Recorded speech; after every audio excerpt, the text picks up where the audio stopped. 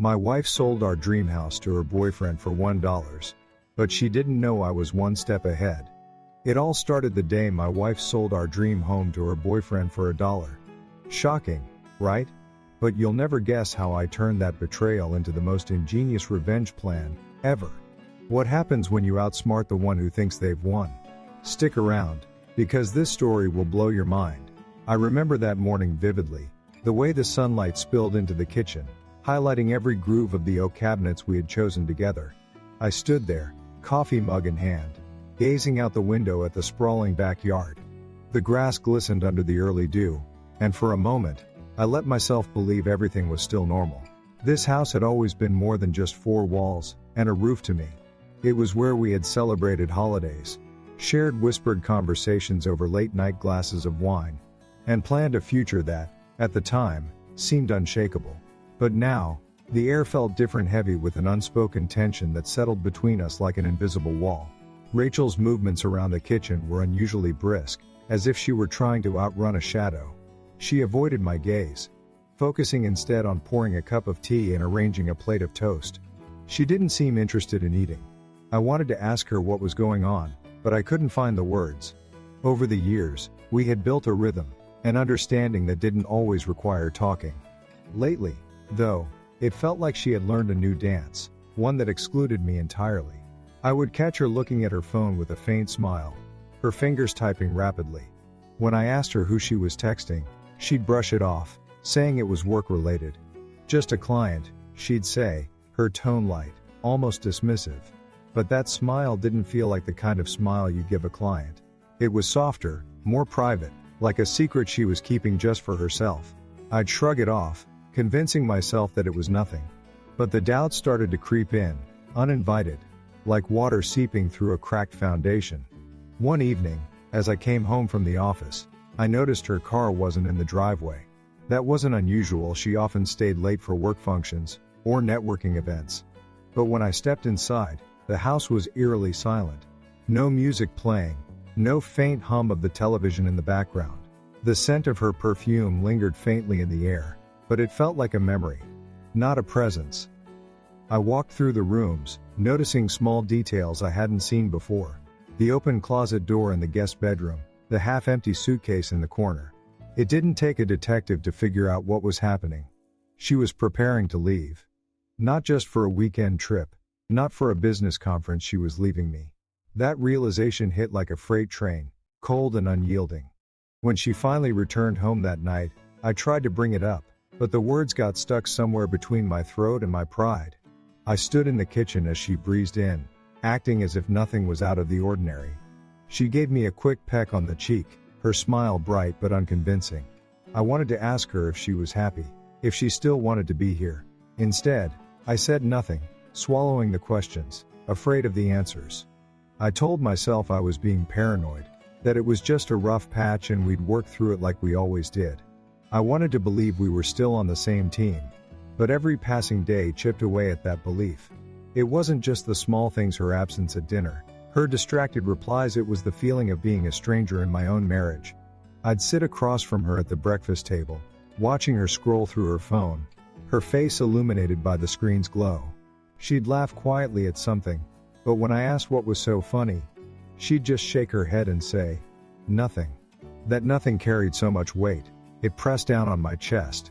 There were moments when I caught her staring off into the distance, her fork hovering above her plate, lost in thought. I wanted to reach across the table, to take her hand, to pull her back into the moment. But the invisible barrier between us felt too thick, too impenetrable. On weekends, we used to take long drives upstate, finding little diners or roadside stands to explore. Those drives had become a ritual, a way to reconnect after hectic work weeks. But now, when I suggested a trip, she always had an excuse: too much work, feeling under the weather, a meeting she couldn't reschedule. I stopped asking after a while, not because I didn't want to go, but because I couldn't bear the rejection. I started taking the drives alone, letting the winding roads and the hum of the engine fill the silence that had grown between us. I told myself it was fine, that people drifted apart sometimes, that it didn't mean we were finished. But deep down, I knew something had shifted, something fundamental. I just didn't know how to fix it. I kept myself busy with work, throwing my energy into cases that demanded my full attention. But even in the courtroom, I couldn't shake the feeling that something was missing. I'd catch myself glancing at my phone, hoping to see a message from her, something that would remind me of how we used to be. But the text had become shorter, more formal. The little inside jokes we used to share had vanished, replaced by quick updates about schedules and errands. I missed the way we used to laugh together, the way she'd nudge me in the ribs when I made a corny joke. Now, it felt like we were coworkers, not partners. And no matter how hard I tried to tell myself that this was just a phase, that we'd find our way back to each other, the pit in my stomach told a different story. One night, after a particularly long day, I came home to find her sitting on the couch, staring at the TV. The screen was on, but I could tell she wasn't watching. I sat down beside her, the cushions dipping under my weight. For a moment, neither of us said anything. The room was filled with the quiet hum of the HVAC system, the faint ticking of the clock on the wall. I wanted to ask her what was wrong, to tell her that I missed her, that I wanted us to be okay again. But when I turned to her, ready to speak, she stood up abruptly, muttering something about needing to get some air. The door clicked shut behind her, leaving me alone in the room with nothing but my thoughts. That was the moment I knew I couldn't keep pretending. Our marriage was no longer the partnership it once was. Rachel was slipping away, and I was powerless to stop it. I stared at the empty doorway, wondering how we had gotten here, how we had gone from inseparable to this gulf of silence and distance. I had always thought our love was strong enough to weather anything, but now, I wasn't so sure. I drained the last of my coffee, and set the mug on the counter. The house felt colder, quieter than ever. And in that stillness, I finally admitted to myself that the life we had built together was crumbling, piece by piece. It started with a phone call. My brother, Tom, called me out of the blue one afternoon. I could hear the concern in his voice before he even got to the point. "Jake," he said, "you might want to sit down for this." The pause that followed felt like a lifetime. I just saw Rachel at the courthouse. She was with some kid early 20s. Maybe, and they were filing property transfer papers. I could feel my heart drop, my stomach twisting into knots. She looked comfortable with him, almost smug. I had no idea what Tom was talking about, but the word property immediately set off alarm bells. "What do you mean? What kind of papers?" I asked, my voice strained. "Look, I'm not trying to stir anything up," Tom said quickly, "but you should check it out. Something doesn't feel right." After we hung up, I sat there, stunned. My mind raced through every possibility, each one more troubling than the last. Rachel hadn't mentioned anything about filing paperwork or transferring property. Our house, the house we built together, was supposed to be our anchor, the one solid thing we both agreed on. And yet, here was my brother telling me that she was at the courthouse, handing over documents to some young guy. I had to find out what was going on. That evening, when Rachel came home, I tried to keep things casual. "Hey," I said, watching her set her bag down and kick off her heels. "How was your day?" She shrugged, barely looking at me. "Busy," she said, heading to the kitchen. Her usual smile, the one that used to light up her face, was nowhere to be found. I followed her, leaning against the doorframe. "Did you get everything done at work?" I asked. She nodded, opening the fridge. "Yeah, mostly." Her tone was clipped, her answers short. Something wasn't right. The next day, I decided to take matters into my own hands. I called the county recorder's office to request copies of any recent filings under Rachel's name. The clerk was polite but firm. I'd need to come down in person and fill out a request form. By lunchtime, I was sitting in their cramped office, filling out paperwork with shaking hands. The clerk returned a few minutes later with a thin file folder. My name was still on the property, but the documents showed that a quitclaim deed had been filed just 2 days earlier. The grantee was listed as Carter Mills. The first stared at the name, disbelief washing over me. Carter Mills? I didn't recognize the name, but it confirmed what Tom had said.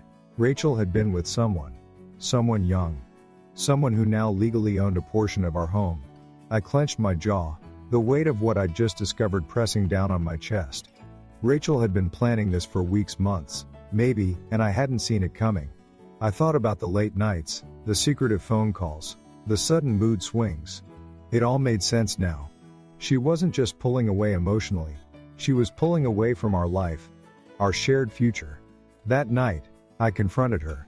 "Rachel," I said as she walked into the living room, still in her work clothes. "We need to talk." She looked at me, a flicker of annoyance crossing her face. "About what?" she asked, setting her purse on the coffee table. "About this," I said, holding up the copies of the filings. Her eyes darted to the papers, then back to me. "What is that?" she asked, feigning innocence.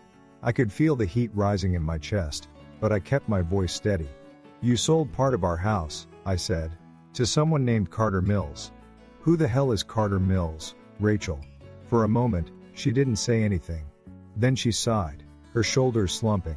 "It's not what you think," she said. "It's complicated." Complicated. The word hung in the air like a storm cloud. Complicated? I repeated, my voice rising. "What's complicated about selling our house without telling me?" She crossed her arms, looking away. "I didn't think you'd understand," she said quietly.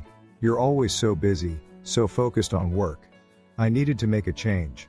I couldn't keep living like this. I stared at her, my mind reeling. "So your solution was to sell our home, our dream home, to some kid? For what? $1? She flinched at that, her eyes narrowing. "It's not just about the house," she said. "I've been unhappy for a long time, Jake. I needed to do something for myself." Her words hit me like a punch to the gut. "Unhappy? Since when? Why didn't you talk to me?" I asked, my voice breaking. "Why didn't you say something instead of going behind my back?" She shook her head, looking down at the floor. "I don't know," she admitted. "I thought it would be easier this way." Easier. It was easier to betray me, to sell off a piece of our life, than to have a conversation. I felt a mixture of anger, sadness, and disbelief swirling inside me. I wanted to yell, to demand answers. But I could see the wall she had built around herself. She wasn't going to give me anything more. "Is that it?" I asked. "You're just done?" She looked at me, her expression unreadable. "I think it's for the best," she said. "For both of us." I sat down on the edge of the couch, staring at the papers in my hand. The legal jargon blurred as I tried to process what was happening. Rachel stood there for a moment longer, then turned and walked out of the room. The sound of her heels clicking against the hardwood floor echoed in my ears long after she was gone.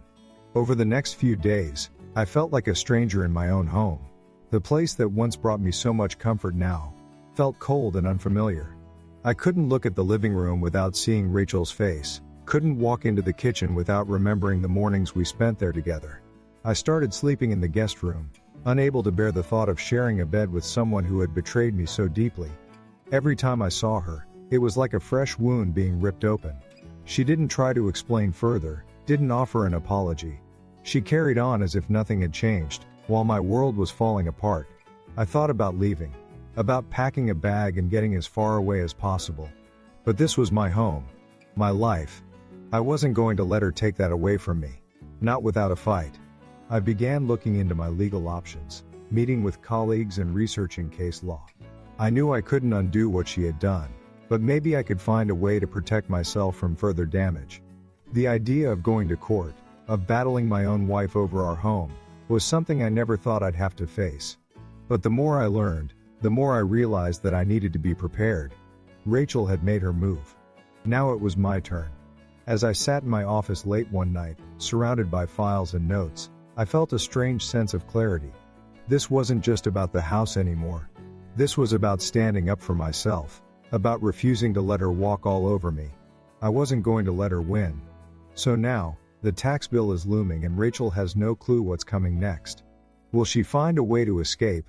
Or will her own schemes backfire in the worst way imaginable? What do you think? Will she finally admit defeat? Or will she double down and dig an even deeper hole? Comment 1 if you think she'll give in. Or comment 2 if you think she'll keep fighting. Let's see who's right.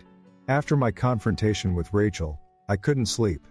I lay awake in the darkness, staring at the ceiling, replaying every word of our conversation. The revelation that she had sold the house, our house, without a second thought still left me reeling. And the name Carter Mills kept echoing in my mind. I had never met him, never even heard of him, yet he'd suddenly become a part of my life in the worst way possible. The idea that Rachel had handed over a piece of our home to a stranger, to a boy half my age, for a single dollar, was infuriating. I had built that house with her, brick by brick, decision by decision. It was supposed to be our sanctuary, our forever place. Now it felt tainted. As the hours dragged on, I found myself getting up and pacing the house.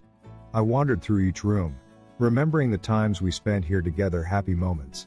Big milestones, quiet evenings by the fireplace. All of it seemed like a lifetime ago. I paused in the living room, where the shelves still held framed photos of us smiling, carefree, during better times. Those images stared back at me like ghosts, reminders of a life that was slipping further and further away. I felt the anger bubbling up again. But it wasn't just anger. It was hurt. It was betrayal. And above all, it was confusion. How could she do this? How could she turn our life into a transaction, without so much as a conversation? I went into my office and shut the door behind me, desperate to find answers. I powered on my computer, logged into my email, and scrolled through the messages. There wasn't much, just the usual updates from work, a couple of forwarded jokes from Tom, and some receipts from online orders. Nothing from Rachel. Nothing that would explain what she was thinking. I opened up a new tab and started searching. I looked up Carter Mills, hoping for some kind of clue. It didn't take long to find him. Social media made it easy. Carter Mills was 23 years old, fresh out of college, and, according to his profiles, a real estate entrepreneur. His posts were full of hashtags like #success and #hustle, and most of the photos showed him lounging by pools, driving flashy cars, or flashing wide grins next to women who looked barely old enough to be there. I stared at one picture in particular, Carter standing in front of a McMansion, with a pair of oversized sunglasses perched on his head and a cocky smirk on his face. The caption read, "Another day, another deal, #$1,000,000 listing, #dreambig, #unstoppable." My stomach turned. This was the guy Rachel had handed over our home to. This was the kid she thought could offer her something I couldn't. It didn't make any sense. What did she see in him? How could she look at that ridiculous, self-absorbed grin and think, yes, this is the person I want to align myself with? I closed the browser tab, unable to stomach any more. But the image was burned into my mind. The next day, I called a lawyer. I needed to understand what Rachel had done legally, financially, emotionally. I needed to know what options I had. The attorney I spoke with, a no-nonsense guy named Harris, didn't mince words. If she sold it for $1, she basically gave it away, he said. But that doesn't mean you're completely out of options. We need to look at the fine print, see if there's anything she overlooked. These kinds of transactions can have strings attached. He paused. But I'll be honest with you. If she signed everything over, it's going to be an uphill battle. An uphill battle. The phrase stuck with me as I left his office and drove home. The sun was setting, casting long shadows across the road, and I felt like I was driving into the unknown. This wasn't just a legal fight. This was personal. Rachel hadn't just betrayed me. She'd betrayed everything we'd built together. Every decision we'd made, every compromise, every late-night conversation about our future, it all seemed to mean nothing to her now. I pulled into the driveway and sat there for a long time, staring at the house. It didn't feel like mine anymore. Not completely. It felt like it was slipping away, like the ground under my feet was shifting, and I didn't know how to stop it. Inside, Rachel was sitting on the couch, her laptop open in front of her. She looked up as I walked in but didn't say anything. I sat down across from her, resting my hands on my knees. "I talked to a lawyer," I said. She didn't react, just closed her laptop and set it on the coffee table. "You have to understand," she said, her voice calm, measured, as if she were explaining a simple misunderstanding. "I needed to do this for me." "For you?" I repeated, my voice rising. "You sold our house to a kid for $1. You didn't think I deserved a say in that? You didn't think I might have something to say about our home, our life?" She looked away, her jaw tightening. "I didn't think you'd understand," she said. "I thought you'd try to stop me." "Of course I'd try to stop you," I shouted, unable to hold back anymore. "That's our home, Rachel. That's not just a house, that's everything we built together. How could you?" I stopped myself, shaking my head. "How could you do this to me?" She didn't answer. The silence that followed was deafening. I stood up, pacing the room, my fists clenching and unclenching at my sides. "Do you even know what you've done?"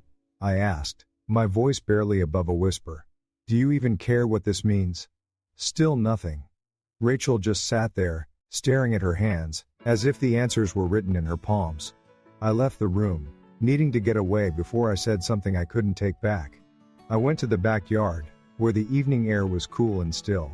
The wind rustled the trees, and somewhere in the distance, a dog barked. I stood there, staring at the fence that bordered our property. The same fence we'd built together that first summer. Back then, we were a team. Back then, it was us against the world. Now it felt like it was just me, standing alone on the battlefield, while Rachel walked away. As I stared out at the yard, I realized something. This wasn't over. Rachel might have made her move, but I wasn't going to let her win. I wasn't going to let her take everything from me. I didn't know how yet. I didn't know what my next step would be. But I knew one thing for sure: I wasn't going to give up. I would find a way to fight back. I would find a way to take back what was mine. This wasn't the end of the story. It was just the beginning. I spent the next week collecting every piece of paperwork I could find. Every deed, every tax form, every mortgage statement, anything that could help me understand the situation and give me a chance to fight back. My office turned into a war room. Files were spread out across my desk, sticky notes covered every available surface, and I kept a notepad by my side where I jotted down every question, every lead. I wanted to make sure I wasn't missing a single detail. My goal wasn't just to react to Rachel's betrayal.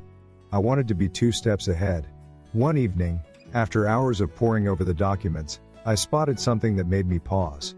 It was just a small footnote, tucked away at the bottom of the original deed. The language was dense, the kind of legalese that made your eyes glaze over, but I recognized it for what it was: a clause that restricted the sale of the property under certain conditions. If the home was transferred below market value within a specific time frame 5 years from the date of purchase, there would be an automatic reassessment, triggering a massive tax bill that would fall squarely on the seller. My pulse quickened as I read the words again, making sure I hadn't misinterpreted them. It was right there, plain as day. Rachel hadn't just given away the house for $1, she had signed herself up for a financial nightmare. And she had no idea it was coming. The realization hit me like a shot of adrenaline. I wasn't just the victim here. I had an opportunity. A way to turn the tables. I grabbed my phone and snapped a picture of the clause, then called my attorney. "Harris, it's me," I said as soon as he picked up. "I found something. There's a clause in the original deed that might change everything." Harris asked me to send him the details, and after a brief silence on his end, I could hear the shift in his tone. "This could work," he said. "It's not a guarantee, but it's definitely something we can use." I hung up the phone and leaned back in my chair, staring at the document in front of me. For the first time in weeks, I felt like I had a little bit of control. The next day, I decided to test the waters. I brought up the reassessment clause casually at dinner, just to see Rachel's reaction. "You know," I said, swirling the last bit of wine in my glass, "I was looking at the original deed the other day. There's an interesting clause in there about selling below market value. Something about a tax reassessment. Have you ever noticed that?" Rachel looked up from her plate, her expression carefully neutral. "No," she said after a moment. "I don't think I've ever read the fine print." Her voice was calm, but I could see the faintest flicker of unease in her eyes. It was subtle, but it was there. I didn't press further, but I kept watching her, noticing every small reaction. She quickly changed the subject, steering the conversation toward work, her new projects, anything that would shift the focus away from the house. But I could tell she was rattled. I didn't say much for the rest of the meal, letting her words fill the silence while I planned my next move. Over the next few days, I started putting my plan into action. I needed to verify every aspect of that clause, to make sure it was enforceable and that it would have the impact I hoped it would. I visited the county assessor's office, spoke to a tax consultant, and even met with another real estate attorney just to get a second opinion. Each meeting confirmed what I suspected. Rachel was in trouble, and she didn't even know it yet. The tax consultant explained it in plain terms. If the property was sold for significantly less than its assessed value within the time frame specified in the deed, It triggers an automatic reassessment. The difference between the sale price and the market value becomes taxable. And from what you've told me, that amount would be substantial.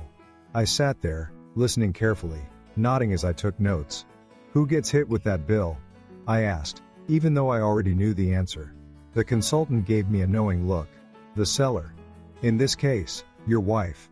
Hearing it spelled out so clearly gave me a strange sense of satisfaction. Rachel had thought she could walk away clean, that she could outsmart me, but she had missed something critical. She was so focused on getting what she wanted, that she didn't think to look at the details. And now, those details were going to come back and bite her. I knew I couldn't rush things. If I acted too quickly, Rachel might catch on and try to find a way out. I had to let it play out naturally, let her believe that she was in control. So I kept quiet, continuing my research in the background while going about my daily routine. I'd make small comments here and there, planting seeds of doubt in her mind, but never enough to tip her off. I wanted her to think everything was fine. I wanted her to feel secure, confident, smug even, because the higher she climbed, the harder the fall would be. At night, I would sit in my office, flipping through the documents, highlighting sections, and drafting notes for my attorney. I imagined the moment when Rachel would finally realize what she had done, when she'd get that reassessment notice in the mail. With a bill so large, it would make her stomach drop. I wondered what she would do. Would she come to me, asking for help? Would she try to deny it, blame me somehow? Or would she finally see the truth, that she had orchestrated her own downfall? It was a strange feeling, waiting for that shoe to drop. Part of me wanted to confront her right then and there, to throw the papers on the table and force her to face the consequences. But I knew that would be too easy for her. She'd find a way to spin it, to shift the blame, to turn it into a fight. I didn't want. No, it was better to wait, to let her figure it out on her own. When there was no way out, and no one to blame but herself. I could see the cracks starting to show though. Rachel wasn't as confident as she pretended to be. She'd get these brief flashes of uncertainty. A momentary hesitation before answering a question, or a quick glance at her phone like she was waiting for bad news. I could tell she was on edge, and I relished those small victories. She was starting to realize she wasn't as untouchable as she thought, and that realization was just the beginning. As the days went on, I felt a sense of calm returning. I was still angry, still hurt, but now I had a plan. Now I had leverage. And with each passing day, I could see Rachel's composure slipping just a little more. She didn't know it yet, but the tide was turning, and I was ready to let her drown in it. Every passing day made it harder to keep up the facade. Rachel had no idea what was brewing behind the scenes, and I was determined to keep it that way until the right moment. I had stopped trying to understand her reasoning. It no longer mattered why she had done what she did. What mattered was what came next. My plan was unfolding, piece by piece, and I was beginning to see the cracks in her armor. She carried herself as if nothing had changed, her smile as bright and careless as ever. But I could see the small things, the tells she tried so hard to hide. The way her laughter fell a little flat, the quick glances over her shoulder, the faint hesitation when I asked an innocent question about her day. She thought she had won, but the truth was, she was walking into a trap of her own making. I wasn't going to let her see it coming. I spent my evenings in the office, running through scenarios, planning out every step, every move. The paperwork I had gathered was organized into neat stacks, each labeled with notes and highlights. I'd spent hours on the phone with Harris, going over every line of the deed, every clause, every potential loophole. We'd double-checked the reassessment triggers, calculated the potential tax burden down to the last dollar. By the time I was done, I knew the numbers better than I knew my own phone number. This wasn't just about a legal battle. This was about precision, about control. Rachel had been so confident in her decisions, so sure that she could handle the fallout. But she didn't understand what she was up against. She never truly knew me, not the way she thought she did. She had no idea how patient I could be, how meticulous. I was willing to wait as long as it took for everything to fall into place. I began paying more attention to her schedule. I wanted to know where she was going, who she was seeing. I wasn't interested in spying, but I needed to understand the world she was building for herself, to anticipate her next move. Rachel had always been predictable. Even when she thought she was being clever. Her patterns hadn't changed much. She still left at the same time every morning. Still returned late in the evening with vague excuses. I knew she was still meeting with Carter, though she never mentioned his name around me. It was as if saying it out loud would make the whole thing real. As if she could pretend that what she'd done hadn't actually happened. She was trying to hold on to the illusion of normalcy, and I let her. The longer she thought she was in control, the more powerful the final blow would be. One night, as I sat at the dining room table, reviewing the latest updates from Harris, I heard Rachel's car pull into the driveway. She came in a few minutes later, her heels clicking against the tile floor.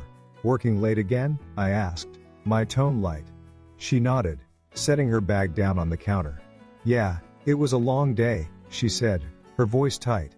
I studied her as she moved through the kitchen, pouring herself a glass of wine. Her movements were too deliberate, too careful. She was trying to act normal, but she wasn't fooling me. "You've been putting in a lot of hours lately," I said, watching her carefully. "Everything okay at work?"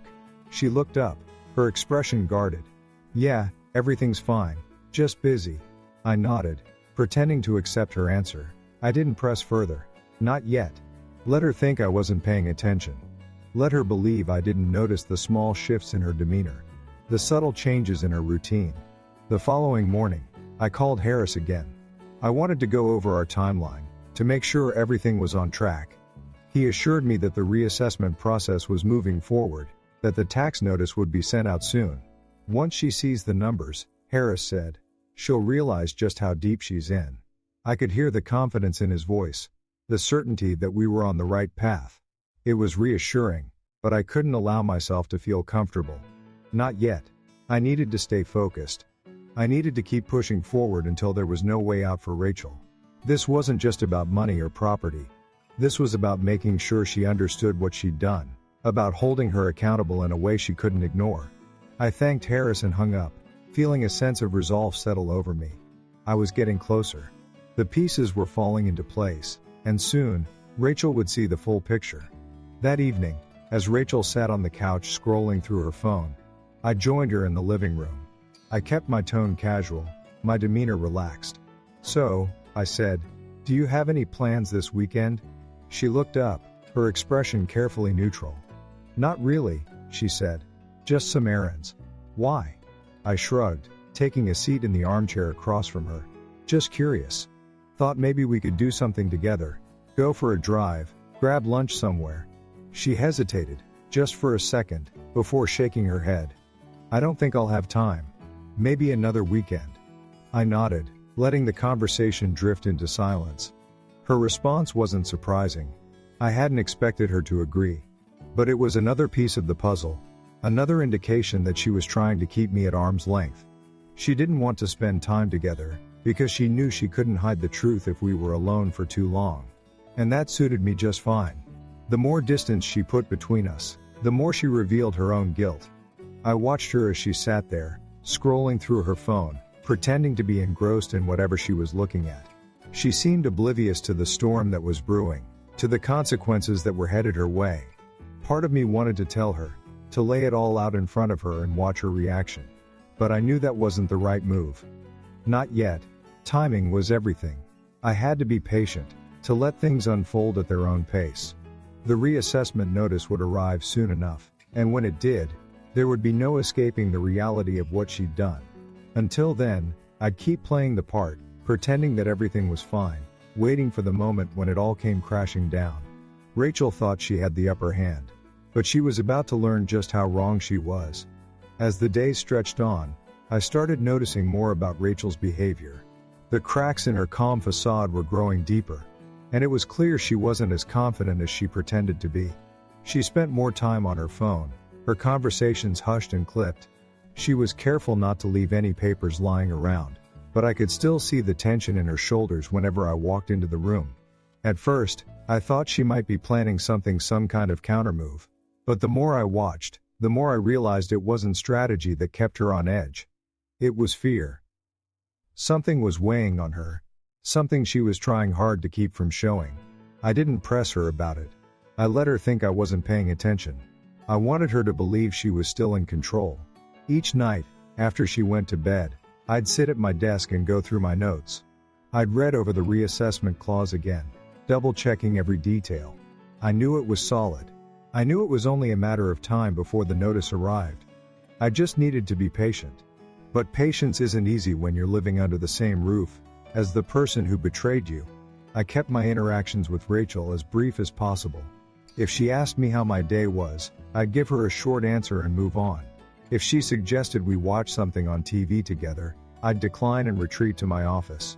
The less time I spent near her, the easier it was to keep my composure. But even as I tried to distance myself, I couldn't escape the moments of doubt that crept in late at night. What if she found a way out? What if there was something I'd missed? I'd never been in a situation like this before, caught between anger, heartbreak, and a quiet, simmering determination. Every time those doubts surfaced, I reminded myself why I was doing this. Rachel had made her choices. She'd chosen Carter, chosen to sell our house without telling me, chosen to put me in this position. I wasn't doing this out of spite. I was doing it because it was the only way to reclaim some of what she'd taken from me. She needed to face the consequences of her actions, and I needed to see it through. There were moments when I almost felt sorry for her. When I saw her sitting at the kitchen table, staring off into the distance with a frown on her face, I wondered if she regretted what she'd done. But those moments never lasted long. Every time I started to feel a twinge of sympathy, I remembered the cold way she dismissed me when I confronted her. "It's for the best," she'd said, as if that explained everything. No apology, no remorse. Just a matter-of-fact statement that left no room for discussion. That memory kept me focused. That memory kept me moving forward. One evening, as I was organizing my files, Rachel came into my office. She lingered in the doorway, her arms crossed, looking unsure of herself. "Hey," she said, her voice softer than usual. "Can we talk?" I looked up from my desk, trying to keep my expression neutral. "Sure," I said, leaning back in my chair. She stepped inside and closed the door behind her. "I know things have been tense lately," she began, her words slow and deliberate. "And I know you're upset. But I think we need to find a way to move on. For both of our sakes." I studied her for a moment, searching for any hint of genuine regret. But her face was a mask, her tone too measured. "Move on?" I repeated, keeping my voice calm. "How exactly do you propose we do that?" Rachel shifted on her feet, glancing at the papers on my desk. "I don't know," she admitted. "I just think it's not healthy for either of us to stay in this standoff." I raised an eyebrow, surprised she was even acknowledging the tension. "So what do you suggest?" I asked. She hesitated, then said, "Maybe we should sit down and work out some kind of arrangement. Something that lets us both move forward without all this hostility." Her words hung in the air, and for a moment, I considered the possibility. Maybe she was finally realizing the weight of her choices. Maybe she was trying to make amends. But then I remembered the documents, the reassessment, the tax bill that was about to hit. She wasn't coming to me out of remorse. She was coming to me because she knew what was coming. She was trying to get ahead of it. I kept my voice steady as I said, "I'll think about it." Rachel nodded, as if that was enough for her, and left the room without another word. After she left, I leaned back in my chair and let out a long breath. I couldn't let her see that I knew. I couldn't let her know that I had already planned my next steps. If she thought I was open to negotiation, she'd lower her guard. And that was exactly what I needed. I wasn't looking for revenge, I just wanted justice. I wanted her to understand that actions have consequences, that the choices she made would have a lasting impact. And soon, she would. That night, as I lay in bed, I thought about what she'd said. Move on. The words felt hollow, like a placeholder for something she didn't have the courage to say. Moving on wasn't an option. Not yet. Not until the truth was out, and not until she faced the consequences. I closed my eyes, forcing myself to sleep. Tomorrow was another day, and the storm was still gathering. Rachel thought she was in control. But she was about to find out just how wrong she was. The letter arrived on a Thursday morning. It wasn't anything fancy, just a standard envelope, with the return address of the county assessor's office in the upper corner. I found it sitting on the kitchen counter when I came downstairs, casually placed next to the stack of unopened mail Rachel had left behind. My stomach churned as I picked it up, knowing what it contained.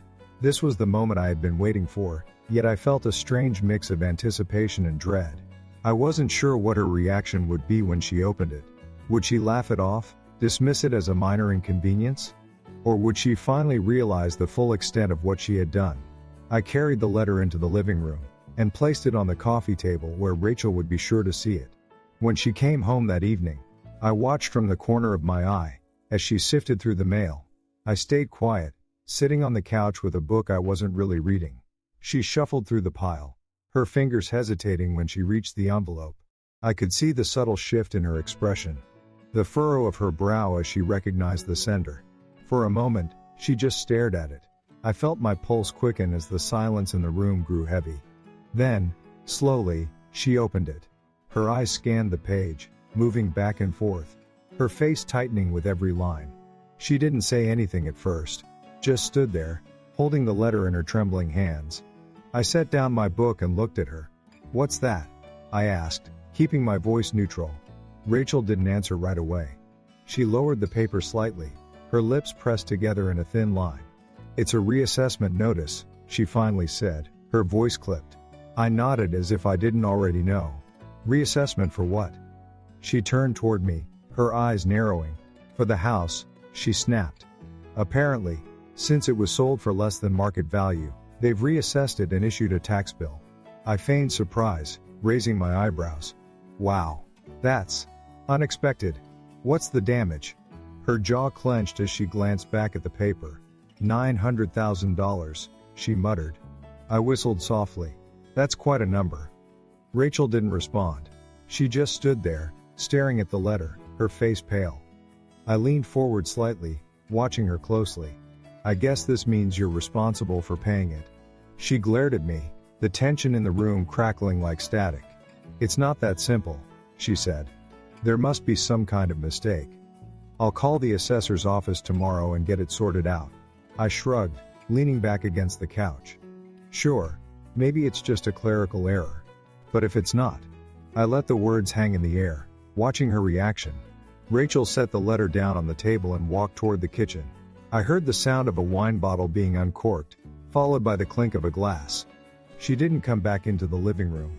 Instead, she stayed in the kitchen, staring out the window, sipping her wine in silence. That night, the house was unusually quiet. Rachel didn't say much, and I didn't push her.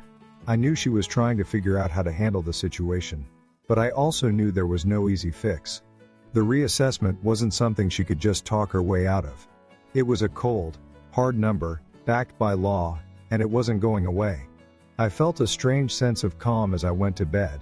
The first domino had fallen, and I didn't need to do anything more. All I had to do now was wait. The next day, I heard her on the phone with someone from the assessor's office. Her tone was polite but firm, trying to sound in control even though I could hear the slight tremor in her voice. "There must be some kind of mistake," she said, pacing the kitchen. "I don't understand how this could happen." I couldn't hear the response on the other end, but Rachel's face told me everything I needed to know. Her expression hardened, her lips thinning as she listened. "Well, that's not acceptable," she said, her voice rising slightly. "I need to speak to someone higher up. I can't afford to pay this amount." She glanced over her shoulder and saw me standing in the doorway. Her gaze shifted away quickly, as if my presence made her uncomfortable. I turned and walked back to the living room, letting her finish her call in private. When she hung up, I heard her let out a sharp sigh. I knew she hadn't gotten the answer she wanted. Over the next few days, Rachel became more withdrawn. She stopped making small talk, stopped asking about my day. She spent more time on her laptop, typing furiously, occasionally muttering under her breath. I didn't ask what she was doing. I didn't need to. I knew she was trying to find a way out, trying to figure out how to deal with the tax bill without involving me. But I also knew she was running out of options. The reassessment had thrown her off balance, and she was scrambling to regain control. It was exactly what I had been waiting for. I didn't need to confront her, or make any accusations. The weight of her own decisions was pressing down on her, and I was content to let it. Then, one evening, she finally broke the silence. I was sitting at the dining room table, reading a newspaper, when she walked in and set the letter down in front of me. "This isn't my fault," she said, her voice trembling slightly. I looked up at her, raising an eyebrow. What do you mean? She pointed at the letter, her finger shaking. This reassessment, it's because of that clause in the deed. I didn't know about it when I sold the house. I folded the newspaper and leaned back in my chair. I thought you read all the documents before you sign them, I said. Rachel glared at me. I trusted that everything was in order. I didn't think I needed to dig through every line of fine print. I tilted my head, feigning sympathy. That's unfortunate, I said. But it sounds like you're stuck with the bill. Rachel's face twisted with frustration. You don't understand, she said, her voice rising. This is going to ruin me. I can't pay $900,000. I'll lose everything. I leaned forward, resting my elbows on the table. Maybe you should have thought about that before selling the house for $1. Her eyes widened, and for a moment, I saw a flash of something I hadn't seen in a long time: fear. She opened her mouth to speak, then closed it again. Without another word, she turned and left the room. I sat there for a moment, staring at the letter on the table, feeling a mixture of satisfaction and something else I couldn't quite name. It wasn't over yet, but the first cracks were beginning to show. After our exchange at the dining room table, the atmosphere in the house shifted. Rachel didn't bring up the reassessment again, but I could tell she was struggling to figure out her next move. She kept to herself more, sitting in her office late into the night, staring at her computer screen. She wasn't fooling me. I knew she was trying to dig herself out of the mess she'd made, but the more she tried, the more the walls seemed to close in around her. I watched her from a distance, careful not to press too hard or show my hand too soon. I wanted her to feel the full weight of her choices without me having to say a word.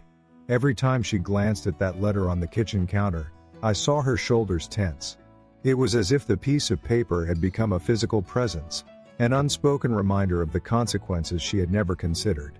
One evening, I came home and found her pacing in the living room. She didn't notice me at first, muttering to herself as she ran a hand through her hair.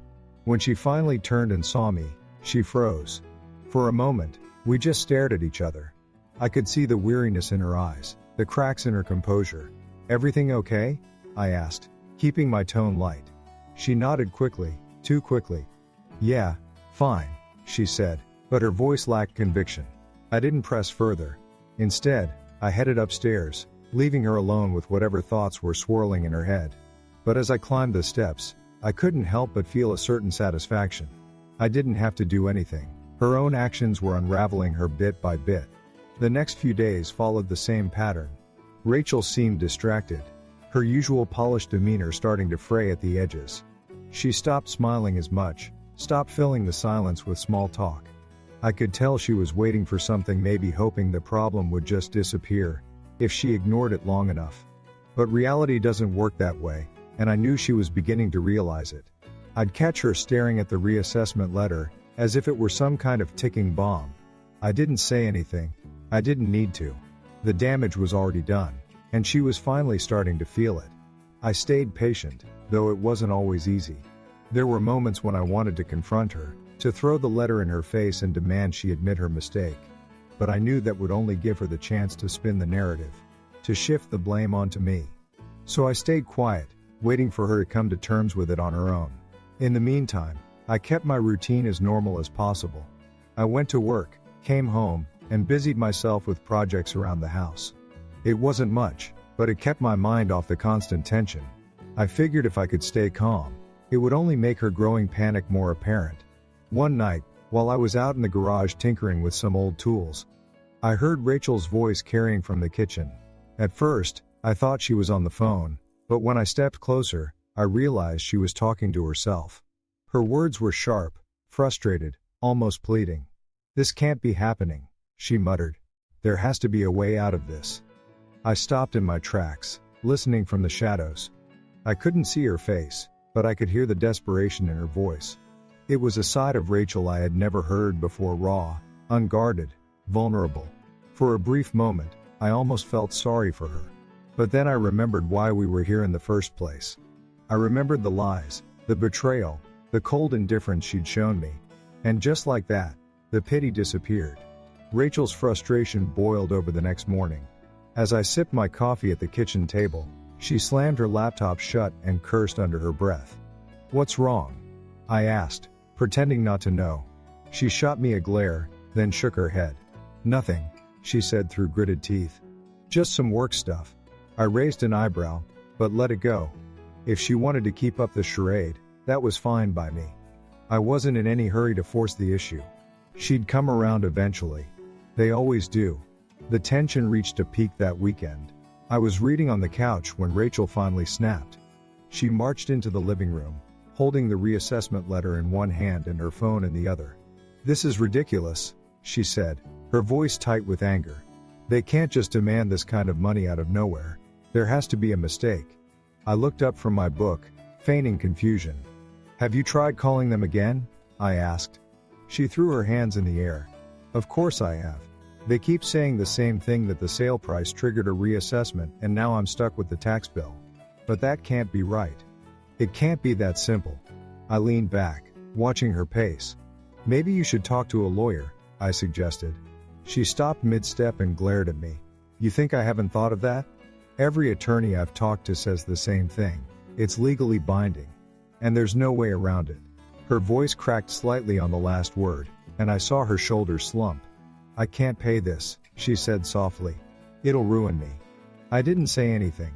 I just watched as she sat down on the edge of the couch, burying her face in her hands. For a moment, the room was completely silent, except for the sound of her breathing. Then she looked up at me, her eyes red-rimmed. "You don't understand," she said, her voice barely above a whisper. "This isn't just about the money. It's about everything I've built. If I lose this house, if I lose everything, I don't know what I'll do."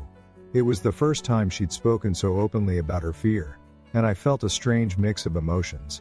Part of me wanted to comfort her, to tell her everything would be okay. But the other part, the part that remembered how cold she had been when she made these decisions, stayed silent. This was her mess to fix, and I wasn't about to take that burden off her shoulders. I set my book down and stood up. "I'm sorry you're going through this," I said, keeping my voice steady. "But I don't know what you want me to do. This was your decision. You'll have to find a way to handle it."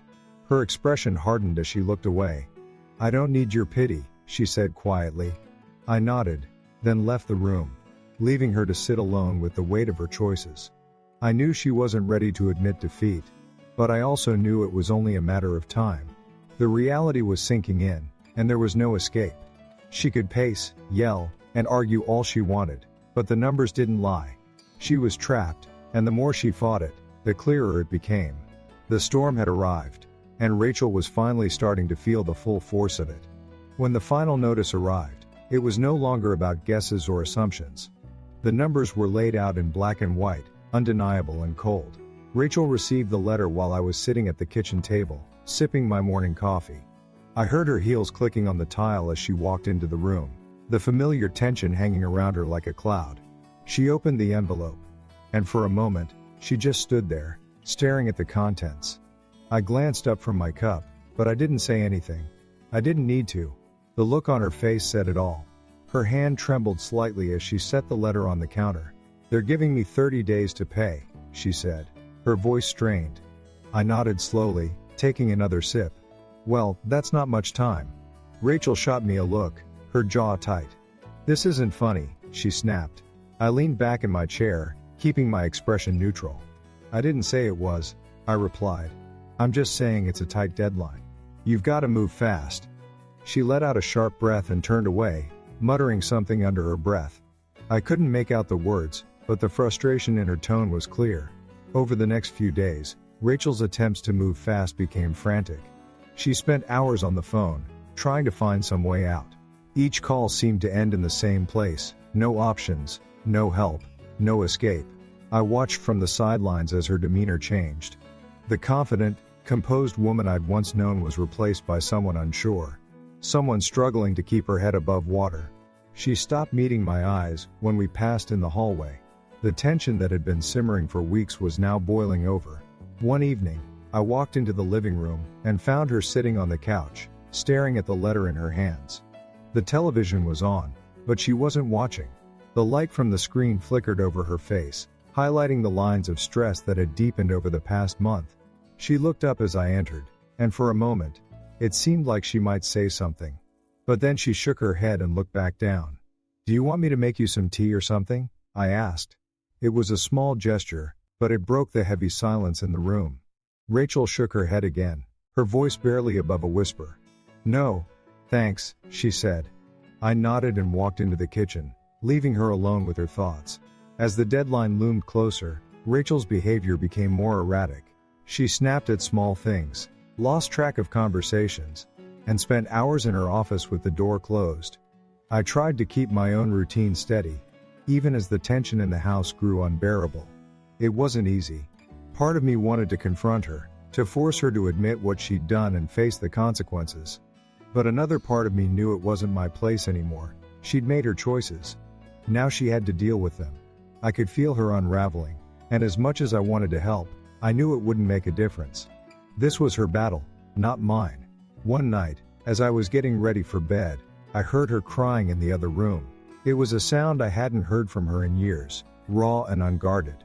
I stood in the hallway for a moment, debating whether to knock on the door, but then I turned and walked away. I couldn't fix this for her. I couldn't undo the damage she'd done. All I could do was let her figure it out on her own. The next morning, she emerged from her office looking exhausted, dark circles under her eyes. She didn't say anything as she passed me in the kitchen. Just grabbed a cup of coffee and left the room.